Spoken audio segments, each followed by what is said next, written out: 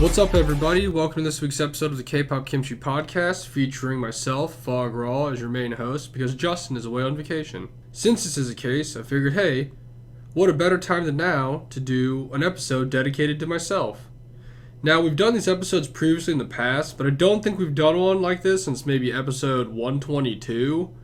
But I know for sure we have done an episode based off each of us around maybe episodes 58 and 59. Now, for those episodes, we basically did like a little backstory about ourselves, told about like our current groups we like, biases, and all that kind of stuff. So we'll do some of that in this one too. But it's been a long time since we've done it, and I know we've gotten a lot of fans over the last year and a half, that probably haven't listened to those episodes because they're really old now, since, episode 58 and 122 was 70 plus episodes ago. So I don't know how many people have listened back to all those. So I'll give you a little update on what's going on me personally, my likes in K-pop, how I got into K-pop, some of my former biases and stuff like that, so you can get to know me a little more, as well as giving you a little look into my personal life outside of K-pop on the other side of things. We're doing I'm not listening to K-pop, you're not listening to me talk about K-pop. It may or may not make you like me more or less, I'm not really sure, guess we'll find out. I do know from talking to a lot of fans and other people in our Discord and just in general, that there's a weird pipeline between metalheads and rockers into K-pop. So that's kind of the background that we came from, Justin and I both. So maybe that'll make you like us more. We'll find out. But before we get into that, I do know there's a couple comebacks out we had recently that were super great. Girls' Capitalism was released by Love Lucian, and their album dropped, so I purchased some of those, so that way I could get some of those new Soyeon objects, as well as some of the objects for a couple of the girls who've never had physical cards available before. So that's pretty cool. And Secret Number came out with their song Starlight, and it is the song of the summer. I love it. If you want to go check out my reaction video to that, I actually did that solo by myself too, and I've got a lot of positive feedback on it, so that's pretty cool. Thanks, Indonesia. I love you guys. Outside of that, I know there's a couple other comebacks, and we just got done going to KCON, so it's been a very, very busy week. So if you want to go back and listen to our last episode, where we did a complete review of our experience at KCON 2023, I suggest you go do that, because it's a really fun episode. We did a lot of fun stuff. Now, as far as me, as a K-pop fan, I started out earlier, around 2014, 2015, when one of my exes showed me Big Bang and stuff like that. But then after that, I kind of casually listened to it. I never really got into it or dove deep into it or anything like that, but I knew it existed. But I became a real fan of K-pop, like a deep hardcore fan into K-pop, into 2016, 2017. Now for me, personally, it's a very broad definition of what makes you a K-pop fan. But once you first take that deep dive into looking into all the members and their discography and you read about them, I feel like that makes you a real K-pop fan. So I know a lot of people casually listen to it and they don't even know all the members of Blackpink. There's only 4 of them. But once you really dive in there and you learn all the members and you can recognize them, that's when you really turn the corner and you're like, yeah, this is it. This is where I want to be. Now the first song that got me into K-pop, of course, like a lot of people, was Bubble Pop by Hyuna, as well as Crazy by 4 Minute, which he was also in. But another big one that really got me into it was View by SHINee. And I'll always remember driving in the car during a summer heat wave, it was hot. And we were driving with the windows down and my ex showed me View by SHINee. Changed me forever.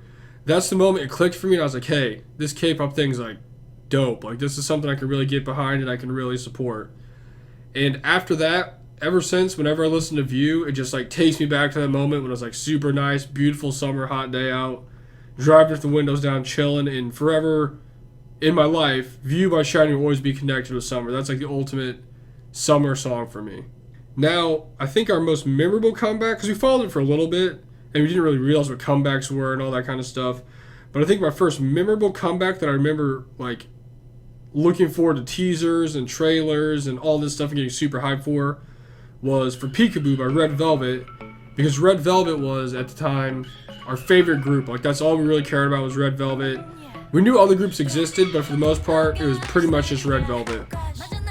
Now, because of this, my first bias I ever had was Wendy from Red Velvet. She was really cool, really funny. We watched a lot of content with Red Velvet on game shows, reality shows, variety shows, and I just always was kind of drawn to her because, she's very outgoing and fun and lively, as well as the fact that she spoke English because she's from Canada.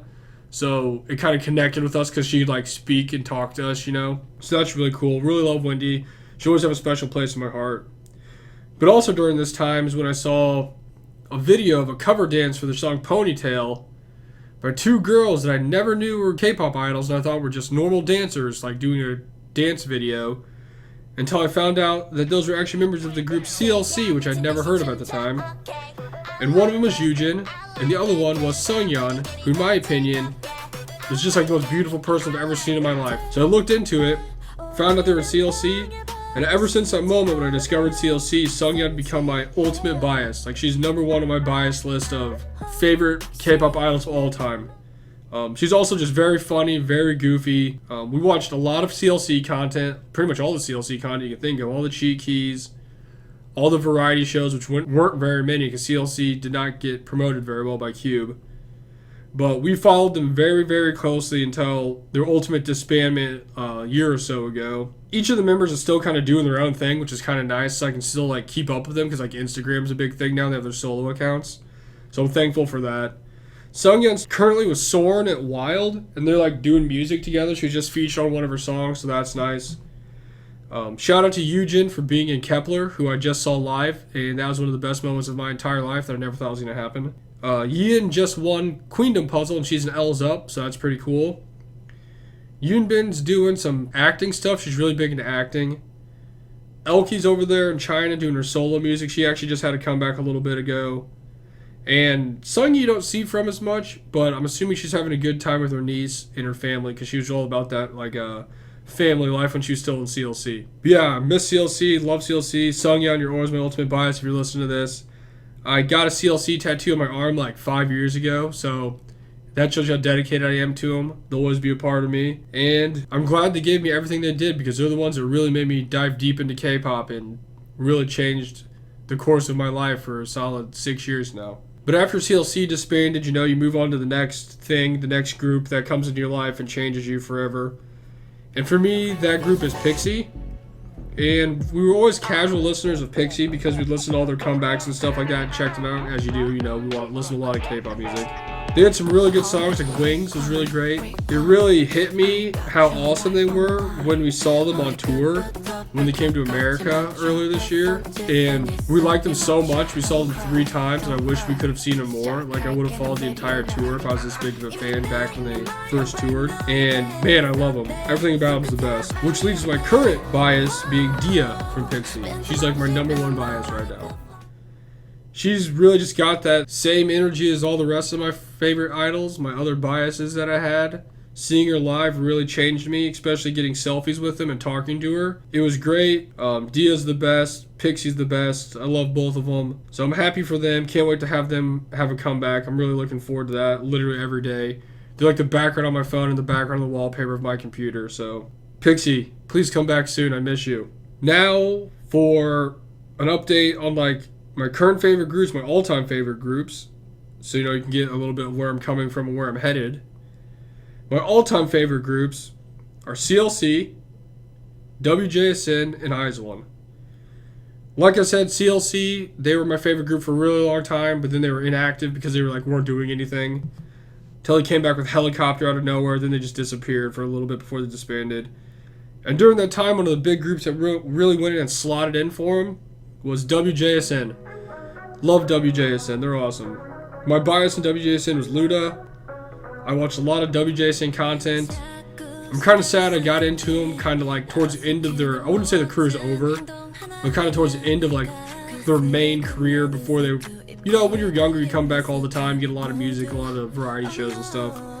But we really didn't get into them until, I want to say, Unnatural came out. So, I mean, it was kind of towards the tail end of their musical stuff. I do remember them having a couple other songs that we really liked when they came out, but we didn't really follow them very closely, mainly because there was a ton of members. We didn't want to get, like, into the whole thing of figuring out who all of them were and everything. But that soon changed, and I learned a lot about them, and I love WJSN. I wish they were still active. The other group that I really loved, as I mentioned earlier, was IZ*ONE. They were formed from a produced series, and I've talked about it before, but I was going through a kind of a dark low time in my life. I'm not really gonna get into it because it's not that important, but watching Produce 48, even though it had already been over for like a couple months, really gave me a new thing to put a passion and love into. So IZ*ONE will always hold a very special place in my heart. I loved IZ*ONE, all their comebacks, everything. I wish I could have gotten into them from the beginning when they first started out after the show was over.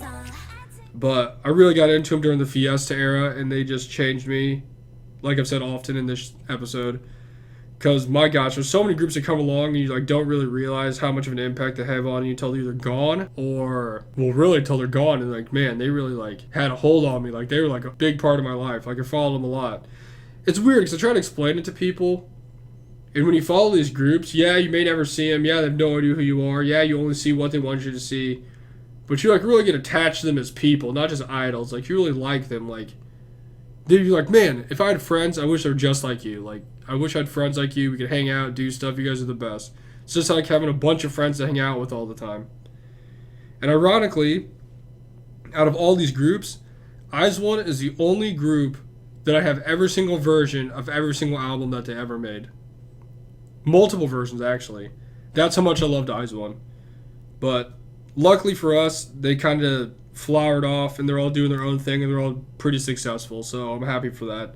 I still get to see them around promoting and doing things. So yeah, that's my all-time favorite groups.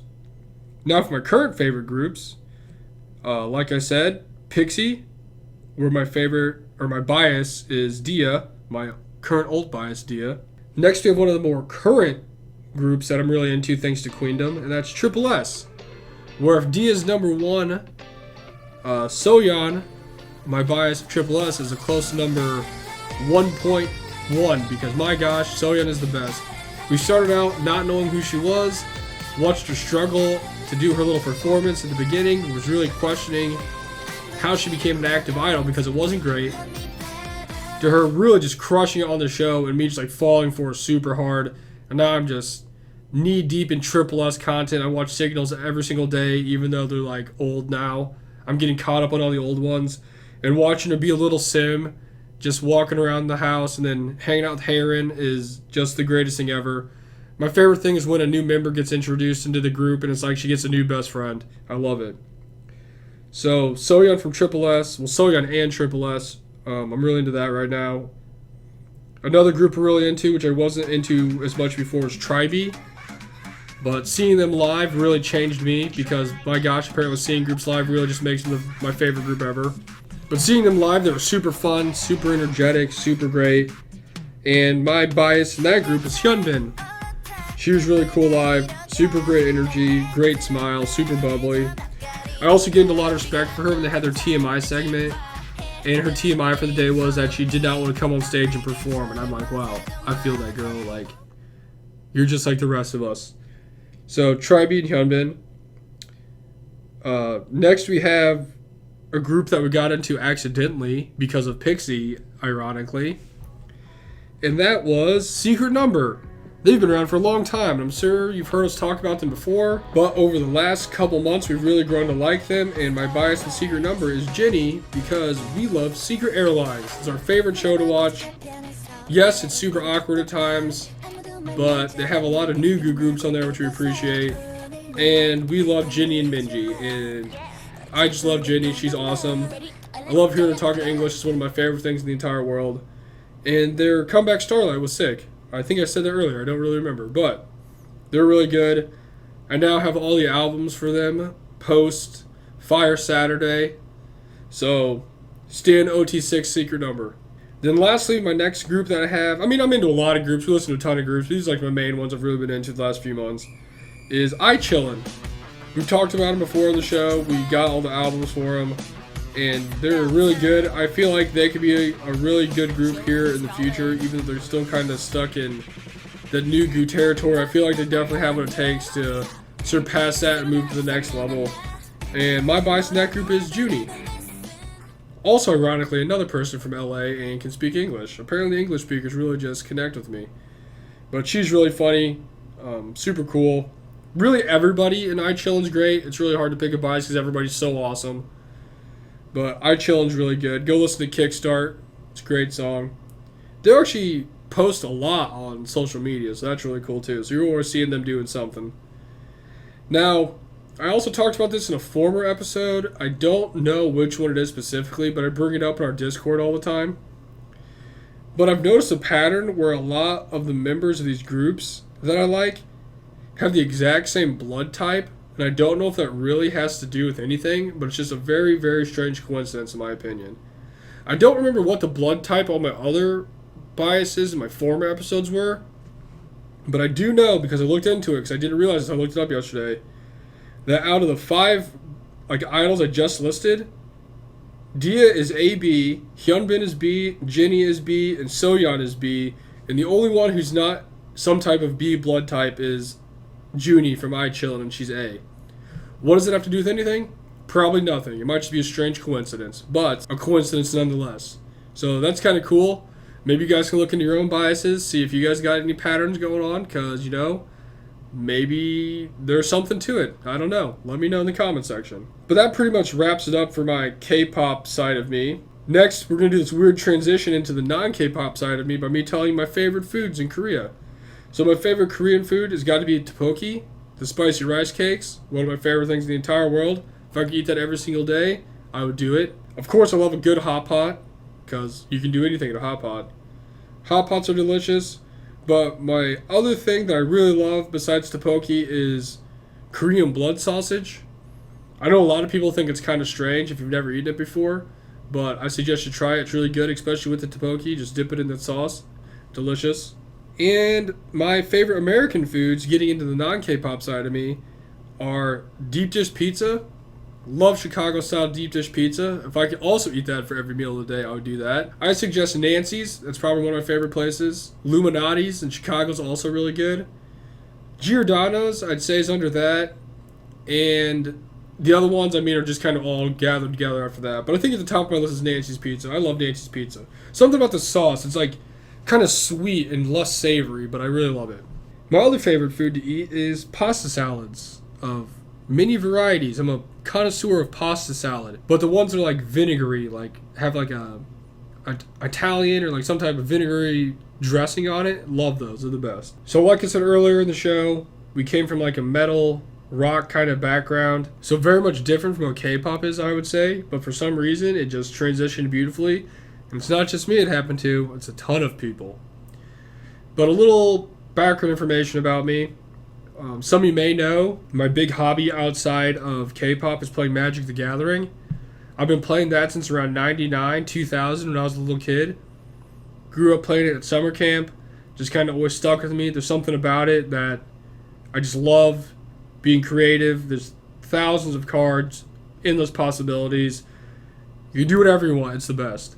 My main format I play is Commander, which is a singleton format with one guy that's your commander. I'm not going to explain it to you because I don't know if you really care or not. But my favorite part about it is you can be as creative as you want to be. Yes, a lot of people play the same stuff. They play the same meta decks to do that stuff. I don't do that personally. I don't build common commanders. I don't build common decks. I go out of my way to make things very unique, very different, because winning and losing don't matter to me. I've won my fair share of games. I've lost my fair share of games. What I want is for someone to leave the table, even if I get taken out first, and say, hey, that was the craziest deck, the most unique deck I've ever seen. That's really cool. That's a win for me. That's what I like to hear. So I build a lot of weird stuff. Some of you may also know from listening to the podcast, I have my own YouTube channel called Not Your Average Meta, where I play Magic games with my friends, and I upload videos that I edit. We're doing pretty good. We got monetized a couple months ago. If you want to go check that out, you can. Don't feel like you have to. I really don't care. But yeah, it's really fun. I love Magic.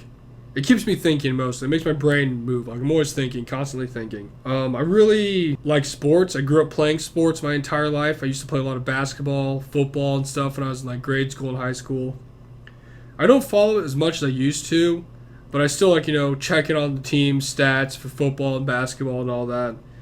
I'm really into college sports, so I think the one that I follow most closely is Texas A&M sports, because I have really loved Texas A&M since my favorite player in college, AC Law IV, played for Texas A&M, so I've always been a fan of them since I want to say 2005, 2006.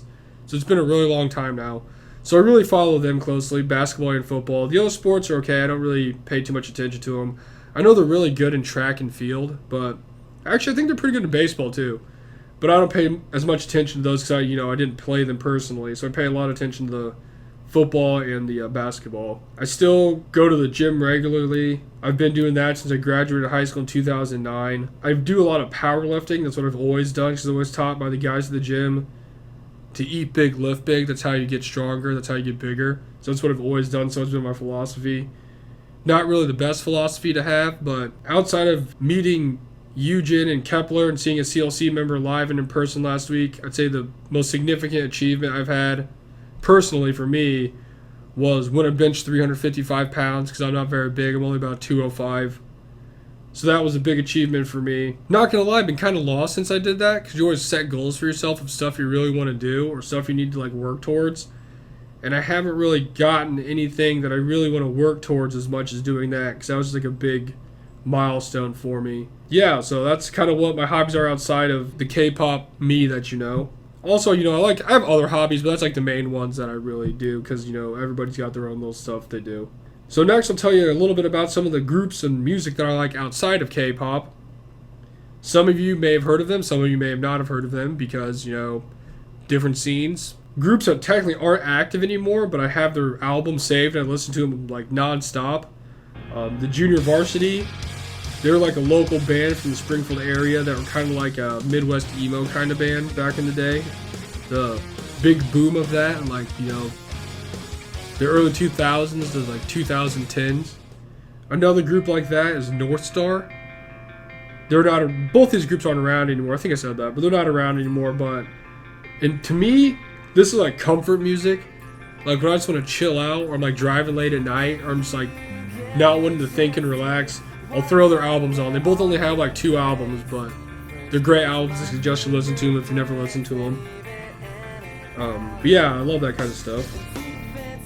I grew up listening to emo music, The Used, Under Oath, Taking Back Sunday, Brand New, those kind of things. So these are ones that are more underground away from that, if you would. Now for the groups that are active, that still play music, we're actually going to go see one of them here in, I want to say, a month maybe. And it's probably my current favorite group, and that's Dance Gavin Dance. I've really been into Dance Gavin Dance for a very long time.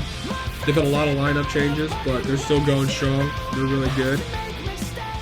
My second favorite group would be Knocked Loose. They're more of a hardcore beatdown kind of group. So more the screamo, yelling, kind of heavy bass, heavy rips. Old and hardcore is what they call themselves. Shout out Kentucky.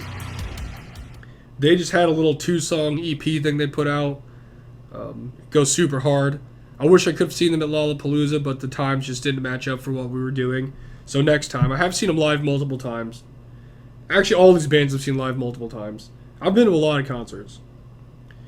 Next up is one of my personal favorite bands that I'm known for a while and I talk to all the time. So I Set My Friends on Fire. They're also in that little early 2010s kind of screamo, emo, core, got famous off MySpace kind of stuff. But Matt's really cool dude, Nate's really cool dude. When they first came back out of the little hiatus that they were on, I literally saw them 8 times in the span of 6 months. If they came around more, I'd definitely go see them. I love I Set My Friends on Fire. Just so much energy. I just love music where it's batshit crazy. Things are going off the wall, nonsense. Music's everywhere. Heavy breakdowns, screams, stuff like that. If you ever heard of groups Heavy Heavy Low Low or Fear Before the March of Flames, they're both really old school groups. I really love that kind of stuff. Another group I really like is Moss the Flames. I've been a fan of them for a very long time. I've probably seen them 4 or 5 times live. I really like them. Ironically, one of the reasons I really got into them is because their music was always really angry and really heavy. Heavy breakdowns, heavy screams. Then once Chris got married, they put out an album that was kind of softer, softer than what they normally did. And I thought they kind of lost their touch because I'm this is not the angry Moss the Flames that I really loved. But they put out a little 5 or 6 song EP a little bit ago, and they kind of got their touch back. So I'm really excited to see what they do now that they're back post-COVID. And lastly, another group I'm really into is similar to Knocked Loose, and they're called Kublai Khan. And they kind of make beatdown hardcore music, you know, get in the pits, punch people in the face, go hard. I really love them. They're really cool. I've seen them live a couple times, and they always just bring the energy. And I don't know, it's been a while since I've been in a pit, but if they came back, I'd definitely dust off the old Vans and try to get my 30-year-old body out there to party with them. But that's the other kind of music I listen to outside of K-pop. I mean, there's a lot more bands I listen to, like Thy Art is Murder, Chelsea Grin, Darko US. Those are like active groups. But there's a lot of unactive groups that I listen to, like Burden of a Day, Thursday. Actually, I think Thursday might still be kind of active. Gwen Stacy, stuff like that. So if anybody else listens to that type of music, let me know in the comment section, because I'll definitely talk to you about it. That kind of does it for my little get to know me on and off the court segment I got here. Eventually Justin will have to do his updated one. I guess if you have any questions or comments, leave them below. Or if you'd like to come talk to us every day, we have a link tree that leads you to our Discord. Feel free to come join the Discord. It's 100% free. Lots of people in there. We'll talk to you about whatever you want. We're all multi-stands. I know a lot of people ask about this on Reddit all the time, so I invite them. Or I guess 20 to 30 plus. So, I mean, there's some older K-pop fans in there. All walks of life, all over the country, all over the world. We'd be happy to talk to you. And go check out our friends over at Cork STL in St. Louis. I'll leave the link to their shop and everything in the description of the video as well. They always support us. We always support them. And yeah, I hope you guys got to enjoy getting to know me a little bit. Hopefully you like me or connect with me a little more than you did previously.